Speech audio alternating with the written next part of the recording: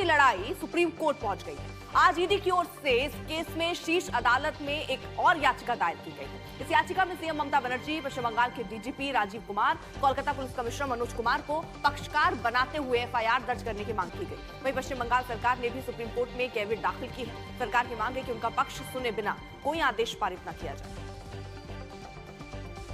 याचिका आई है, सीएम और डीजीपी पर एफआईआर की मांग है। सरकार की भी अपील है कि उनका पक्ष भी सुना जाए, एक तरफा फैसला न दिया जाए, इसके लिए कैविट दाखिल कर दिया गया है।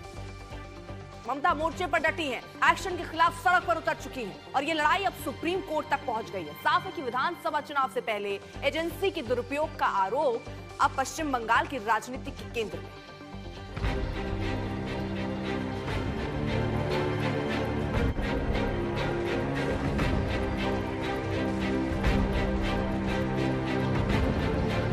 ईडी के छापे के विरोध में ममता बनर्जी मोर्चे पर डटी। अगले दिन कोलकाता की सड़कों पर उतरी तो उनके तेवर बेहद सख्त थे और हमले आक्रामक। 26 আমাদের পতন হবে না, তোমাদের পতন হবে, তোমাদের অধঃপতন শুরু হয়ে গেছে। দিল্লিতে বিজেপি সরকার থাকবে না, থাকবে না, থাকবে না। ममता की इस मोर्चेबंदी के अगले ही दिन जांच एजेंसी ईडी सुप्रीम कोर्ट पहुंच गई। सीएम और पुलिस अधिकारियों पर जांच में बाधा डालने का आरोप लगाया और अब एक और याचिका दायर कर सीएम और आला अधिकारियों पर एफआईआर की मांग की है, जिसे लेकर पश्चिम बंगाल की सियासत में बीजेपी और टीएमसी की लड़ाई बढ़ती दिख रही है। हमला और तृणमूल कांग्रेस तो सिनोनिमस है। तृणमूल कांग्रेस का साथ अभी पश्चिम बंगाल की जनता की दूर दूर तक कोई नाता नहीं है। तृणमूल कांग्रेस को जनता ने रिजेक्ट कर दिया। जो देख रहे हैं आप, ये उसका फ्रस्ट्रेशन का मैनिफेस्टेशन है।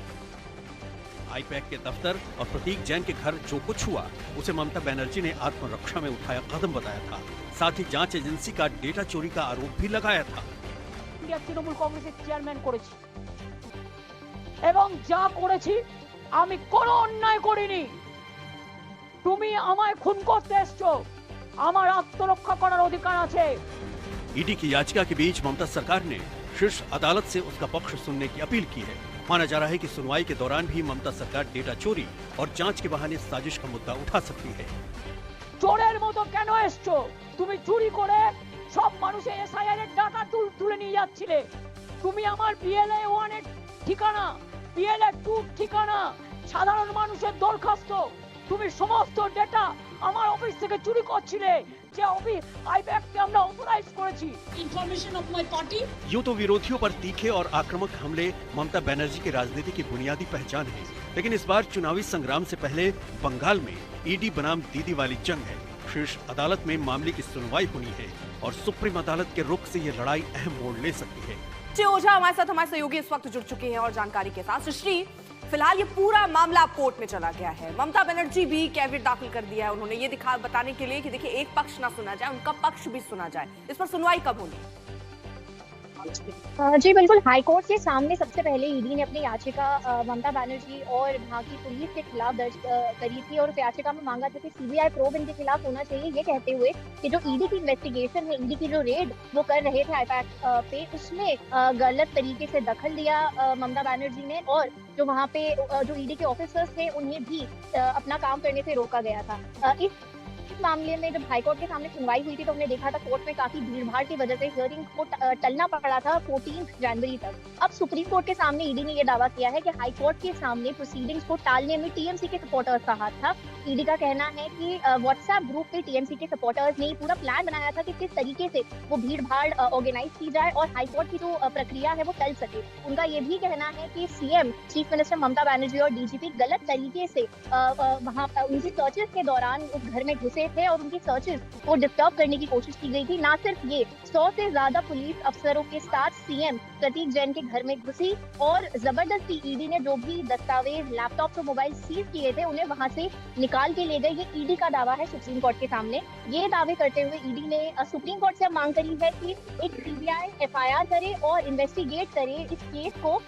जिस तरीके से वेस्ट बंगाल की चीफ मिनिस्टर, डीजीपी और पुलिस कमिश्नर ने उनकी इन्वेस्टिगेशन को ऑब्स्ट्रक्ट किया, इन्वेस्टिगेशन को रोकने की कोशिश करी, इसमें सीबीआई की एफआईआर ठीक। प्रोब की मांग अब ईडी ने करी है। खबर पश्चिम बंगाल की सियासत की, जहां 8 जनवरी को हुई ईडी की रेड को लेकर सियासी हलचल जारी है। बीजेपी ने ममता बनर्जी पर ईडी की कार्रवाई में दखल का आरोप लगाकर हमले तेज कर दिया, तो ममता की पार्टी ने भी बीजेपी पर पलटवार किया। उधर दूसरा सियासी मुद्दा शुवेंदु अधिकारी पर कथित हमले को लेकर।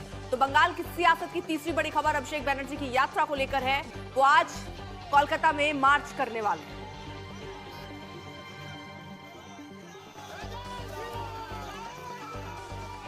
एक दिन पहले शुवेंदु अधिकारी ने हमले का आरोप लगाते हुए बंगाल के सियासी मुद्दों को लेकर ममता सरकार पर जमकर निशाना साधा। कल उन्होंने जाधवपुर में मार्च किया। इस दौरान उन्होंने कहा कि ममता वो भ्रष्टाचार को बढ़ावा दे रही है। उन्होंने ये भी आरोप लगाया कि बंगाल को बांग्लादेश बनाने की कोशिश कर रही है ममता बनर्जी।